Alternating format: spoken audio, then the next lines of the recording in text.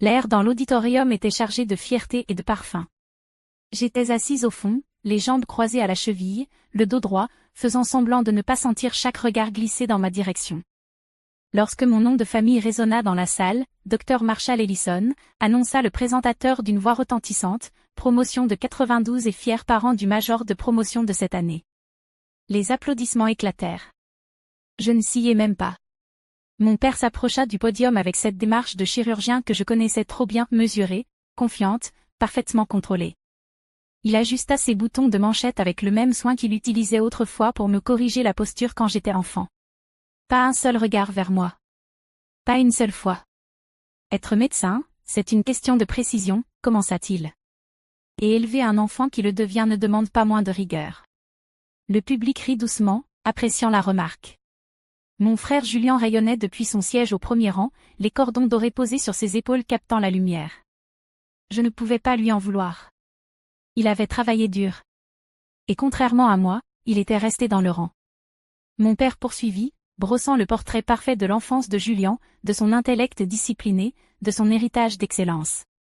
J'avais déjà entendu différentes versions de ce discours lors de dîners, d'événements pour les donateurs, ou aux galas annuels de son hôpital, mais cette fois, c'était personnel. Il se tenait au sommet des attentes familiales, et de là-haut, il semblait que je n'existais pas. Et puis, c'est arrivé. Au moins un de nos enfants nous a rendus fiers. Sans pause, sans hésitation, une déclaration clinique. La salle ne réagit pas avec stupeur. Elle rit, un rire léger, complice, comme une blague que tout le monde comprenait. Ma gorge se serra, mais je ne bougeais pas. Je ne sciais pas. Mon visage resta impassible et j'hochai simplement la tête, comme si le nom qu'on venait d'abattre comme une guillotine n'était pas le mien. Ma mère applaudit poliment, les yeux rivés sur la scène. Carrie, ma petite sœur, était assise à côté de moi, tendue. Elle ne tourna pas la tête, mais sa main effleura la mienne une seconde, un geste discret mais volontaire. Julien, lui, ne se retourna pas. Je ne l'aurais pas fait non plus. Ce qu'ils ignoraient tous, ce qu'aucun d'eux ne voyait, c'était la clé que je tenais dans ma paume. Un petit boîtier noir, posé discrètement entre mes doigts. Le logo n'était pas visible d'ici. Ce n'était pas le but. Je n'étais pas descendu de New York pour rivaliser. J'étais venu pour Julien, pour moi, et peut-être aussi pour Carrie, qui vivait encore sous leur toit. Les applaudissements reprirent lorsque mon père quitta la scène en serrant la main du doyen. Ma mère se leva pour une photo. Je restais assise au fond de la salle, les observant depuis une distance qui n'était plus émotionnelle. Elle était stratégique. Dehors, au bout d'un chemin en pente près du parking latéral, la Lamborghini était là, tranquille, exactement là où je l'avais garée, cachée pour l'instant, mais plus pour longtemps. J'étais partie de New York avant le lever du soleil. La ville ne bourdonnait même pas encore, juste quelques camions de livraison, un ou deux joggers, et la lueur des réverbères qui se reflétaient sur le capot de mon Lamborghini Urus. J'avais pris la West Side Highway, fenêtres entr'ouvertes, radio éteinte. Ce silence, je l'avais mérité. La plupart des gens pensaient que j'avais acheté cette voiture pour frimer. Qu'ils le croient. Ce n'était pas ça. C'était le fait d'être debout dans une concession, de remettre un chèque portant mon propre nom, sans garant, sans validation, et de voir le regard du vendeur changer en réalisant que je n'étais ni l'assistante de quelqu'un ni une épouse chanceuse. J'étais la PDG. Elsbridge Technology n'était pas censée être une entreprise. C'était au départ de la frustration, et si. Né d'un stage clinique raté et d'un tableau blanc dans mon minuscule studio. Mon idée, un système de surveillance en temps réel, basé sur l'IA, capable de détecter la détérioration des patients avant même que les infirmières ne le remarquent. Mon professeur avait dit que c'était ambitieux, mais naïf. Je n'ai rien répondu. Je l'ai juste construit. Les 2 premières années ont failli me briser. Carte de crédit maxée, repas fait de pizza à $1, et des petits boulots d'intérim pour payer un loyer sur un appartement, sans fenêtre. Le jour où je n'ai pas pu payer mes salariés, j'ai hypothéqué cet appartement sans fenêtre. C'est cette même semaine que mon père a cessé de répondre à mes appels. Et maintenant, 4 ans plus tard, 3 des plus grands réseaux hospitaliers du Nord-Est collaboraient avec nous. Le mois dernier, nous avons clôturé un financement de série C. La semaine dernière, nous avons embauché notre 40e employé. Hier, Forbes a publié un article nous qualifiant de « révolution silencieuse de la sécurité des patients ». Et aujourd'hui, j'étais garé au parking de la remise de diplôme de mon frère, à 10 mètres d'un homme qui pensait encore que j'avais gâché mon potentiel. Après la cérémonie, j'ai attendu que la foule commence à se disperser avant de me diriger vers le parking. Le soleil avait juste assez bougé pour faire briller la carrosserie noire sous les chênes. Quelques étudiants étaient là, pointant la voiture du doigt, essayant de deviner à qui elle appartenait. Mes talons claquaient sur le bitume. Les conversations autour se sont interrompues. Je n'ai pas levé les yeux. J'ai simplement appuyé une fois sur le boîtier. La voiture a clignoté en s'ouvrant, accompagnée d'un souffle mécanique doux. C'est là que je l'ai entendu. Tamara. Je me suis retournée. Mon père était à quelques pas, sa cravate desserrée, sa veste posée sur l'épaule. Son regard descendit vers la voiture, puis remonta vers moi. Il y eut un éclat de quelque chose, de l'incrédulité, peut-être même un peu de gêne, mais il ne dit rien d'autre. Moi non plus. J'ouvris la porte, m'installai derrière le volant, et démarrai doucement, les graviers crissant sous les pneus alors que je laissais le campus derrière moi. Quand je suis revenu vers la pelouse, ils étaient déjà alignés pour la photo de famille. Ma mère se tenait au centre, lissant le devant de sa robe en soie bleu marine. Julien était à ses côtés, toujours rayonnant de son moment sur scène. Mon père se tenait à l'autre extrémité, dirigeant le photographe comme s'il orchestrait une équipe chirurgicale. Carrie restait en retrait, téléphone à la main, la seule qui semblait préférer être ailleurs. Amara, appela ma mère d'une voix sèche. Viens pour la photo de famille. Elle ne sourit pas. Elle ne le faisait jamais quand j'avais le culot de me présenter sans prévenir. Je m'approchai et me plaçai à côté de Carrie, mais avant que le photographe ne puisse lever son appareil, ma mère intervint. Peut-être qu'Amara pourrait se mettre au bout. Sa robe ne correspond pas vraiment au reste de la palette. Je portais du lin crème. Les autres étaient habillés en bleu marine, rose poudré et gris anthracite. Je baissai les yeux vers ma tenue et hochai la tête une fois. Bien sûr. Faut pas gâcher l'esthétique. Je me décalai sur le bord, exactement comme elle l'avait demandé. Carrie me regarda, son expression impassible, mais sa main trouva la mienne un instant. Elle ne dit rien. Elle n'avait pas besoin de le faire. Le photographe fit quelques ajustements, releva le menton de mon père, repositionna la toge de Julien, me poussa d'un demi-pas encore plus vers le bord. J'obéis. Je connaissais la chorégraphie. 3 ans plus tôt, ils avaient envoyé une carte de Noël avec une photo de groupe prise au mariage de mon cousin. J'étais déjà debout sur le bord. Quand la carte est arrivée, il ne restait plus que mon bras sur la version recadrée. Personne ne remarqua la coupe, ou alors, personne n'en parla. Souriez, dit le photographe. Je souris. Comme si je le pensais vraiment. Un réflexe bien rodé.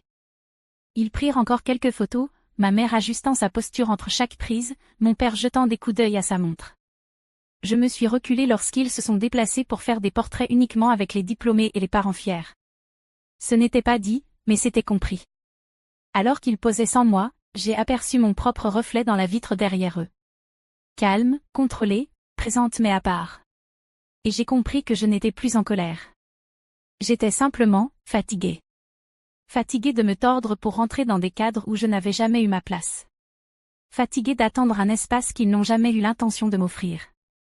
Julien a jeté un regard en arrière et m'a adressé un petit signe de tête rapide, sincère, presque désolé. Je le lui ai rendu, sans rancune. Sa victoire était réelle. Elle n'était juste pas la mienne. Je me suis détournée avant qu'il n'ait fini, me glissant dans la foule en mouvement. Carrie me suivait à quelques pas, toujours scotchée à son téléphone. Julien est apparu à mon bureau le mercredi suivant, sans prévenir. Maya, ma directrice des opérations, a passé la tête par la porte, l'air à moitié curieuse, à moitié inquiète. « Ton frère est là ?» dit-elle en haussant un sourcil. Il a l'air tiraillé. Je lui ai dit de le faire entrer. Il est arrivé avec encore son badge de conférence autour du cou, une sacoche en bandoulière comme un bouclier. Ses cheveux étaient un peu plus en désordre que d'habitude, et des cernes creusaient son regard. « Belle vue » lança-t-il en regardant la skyline. « Je ne savais pas que tu avais tout l'étage. » « Ce n'est pas le cas, répondis-je. Juste le côté où la lumière est meilleure. » Il esquissa un faible sourire et s'affala sur la chaise en face de mon bureau. Pendant quelques secondes, aucun de nous ne parla. Il cherchait par où commencer. Je le laissai faire. J'ai réfléchi, finit-il par dire. Ah, tout. Je refermai mon ordinateur. D'accord. À Hopkins, ah si je suis vraiment, il s'arrêta, les mots bloqués dans sa gorge. Si je fais ça pour moi. Cela me surprit plus que je ne le laissais paraître. Julien avait toujours été l'enfant modèle. Celui qui suivait le plan sans poser de questions, sans jamais dévier. Et alors? Demandai-je doucement. Il se pencha en avant, les coudes sur les genoux. Je crois que j'ai choisi la neurochirurgie parce que c'était la chose la plus difficile, parce que papa approuverait, parce que ça ferait taire tout le monde. Mais j'ai fait un stage en oncologie pédiatrique le mois dernier et, il secoua la tête. C'était différent. Pour la première fois, j'ai eu l'impression de faire quelque chose qui avait du sens. Quelque chose d'humain. Je laissai le silence s'installer un instant avant de répondre. Alors, pourquoi ne pas poursuivre dans cette voie? Il leva les yeux. Parce que tu connais déjà la réponse. Parce que papa dira que je gâche mon potentiel. Parce que maman pleurera en disant que ce n'est qu'une phase. Parce que j'ai été l'enfant prodige pendant si longtemps que je ne sais même plus qui je suis sans leurs applaudissements. Je me levai et fis le tour du bureau pour m'asseoir à côté de lui, plutôt qu'en face.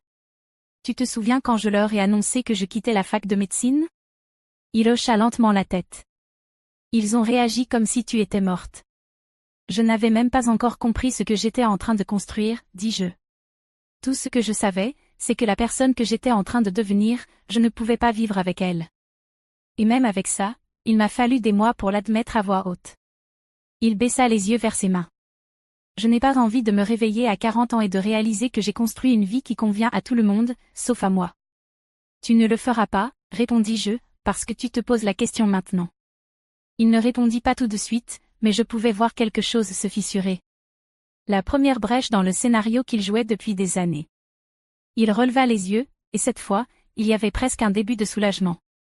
Tu me soutiendrais? Si je lâchais tout ça? Je n'ai pas hésité une seconde. Quoi que tu décides. Je suis là. Il expira comme s'il retenait son souffle depuis 3 ans. Alors, je crois que je dois passer un coup de fil. Julien se mit à arpenter le balcon, le téléphone dans une main, l'autre s'ouvrant et se refermant, hésitant entre frapper ou se protéger. Il répétait la conversation depuis 1 heure, mais on savait tous les deux qu'aucun scénario ne la rendrait plus facile. Je restai à l'intérieur, lui laissant l'espace, le choix. Il appela un peu après 8 heures. J'entendis « Salut, papa ». Puis le ton chuta, pas en volume, notre père ne criait jamais, mais en précision, comme s'il était de retour au bloc, en train de disséquer une erreur inacceptable. Julien garda sa voix calme. Il expliqua son intérêt pour l'oncologie pédiatrique, sa décision de reporter sa résidence en neurochirurgie. Il le remercia même pour les opportunités. Pendant un moment, j'ai cru que, peut-être, ça suffirait. Puis j'ai vu son corps se raidir. Défensif. Tu as raison, dit-il. Si ça veut dire perdre ton soutien financier, je m'en débrouillerai. Un silence. Non, ça n'a rien à voir avec Amara. Ça me concerne moi. Je suis sortie discrètement, juste à temps pour l'entendre dire, je ne quitte pas la médecine, papa. Je vais simplement vers ce qui, pour moi, a vraiment du sens. Il raccrocha sans attendre de réponse. Il resta là, le téléphone à la main, comme si l'appareil était soudain devenu trop lourd. Je lui tendis le verre d'eau que j'avais préparé plus tôt. Il le prit sans me regarder, en but la moitié, puis s'assit. Coupé? Demandai-je doucement. Il hocha la tête. Financièrement, émotionnellement, symboliquement. Le pack complet. Il ne pleura pas. Pas même un battement de cils. Mais je savais ce que ça lui avait coûté de tenir bon, sans plier. Mon téléphone vibra. Carrie. Papa tourne en rond comme si c'était l'alerte nucléaire. Maman fait semblant de pleurer. Il n'arrête pas de répéter, d'abord Amara, maintenant Julien, comme si c'était une maladie. Je ne répondis pas. Je tournai simplement l'écran vers Julien. Il esquissa un sourire amer, mais reconnaissant. On dirait qu'on est contagieux, dis-je. Je me suis assise à côté de lui, épaule contre épaule. Il soupira. C'est bizarre. Ça fait mal, mais en même temps, c'est juste. C'est juste, répondis-je. Ce sont eux qui n'ont pas encore compris que l'amour ne devrait jamais être conditionnel. Il ne répondit pas, mais la façon dont il se redressa m'a dit qu'il commençait à y croire. L'objet du mail disait « Proposition de collaboration stratégique, Centre médical Saint-Elias ». Je l'ai ouvert sans réfléchir, pensant à un sondage ou une mise à jour d'anciens élèves, mais la signature en bas m'a figé. Dr Lena Arrow, directrice de l'innovation, Centre médical Saint-Elias, l'hôpital de mon père. Il ne passait pas par lui. Son nom n'était mentionné nulle part. Pas de copie cachée. Pas de réseau parallèle. C'était formel, direct, et entièrement professionnel. Ils avaient vu nos résultats publiés, les performances de notre plateforme, et voulaient discuter d'un projet pilote. Pendant un moment, je suis restée là, relisant l'email. Il y a un an, ça m'aurait tordu le ventre. J'aurais cru qu'il avait enfin changé d'avis, enfin ouvert la porte. Mais ce n'était pas une aumône. C'était de la reconnaissance méritée, pas héritée. Je l'ai transféré à Maya avec une simple note, on avance. Mais le service juridique dans la boucle. Puis j'ai refermé mon ordinateur et me suis tournée vers la fenêtre. Carrie m'a appelé en FaceTime ce soir-là depuis sa chambre, ses cheveux relevés en chignon, les manches de son sweat remontées jusqu'aux mains. T'es dans notre journal local, dit-elle en tournant l'écran vers moi pour que je voie le reportage. Présentateur local, petite biographie, et mon visage en bannière, la start-up Ellison sauve du temps et des vies en soins intensifs. Papa n'a rien dit, ajouta-t-elle, mais il a baissé le volume à mi-chemin, maman a demandé si tu allais au gala en octobre. Je ris. Nouveau record. 5 mois entiers à faire semblant que je ne suis pas morte. Carrie sourit, puis se pencha vers moi. Tu sais, tu rends plus facile d'imaginer une vie en dehors d'eux.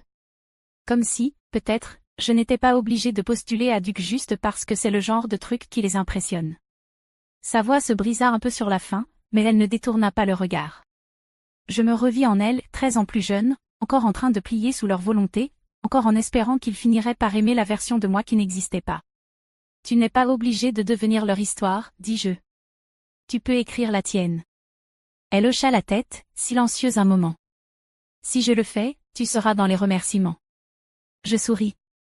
Épelle juste bien mon nom. L'appel se termina. Je restai là, à fixer mon reflet dans la vitre assombrie. Je n'attendais plus.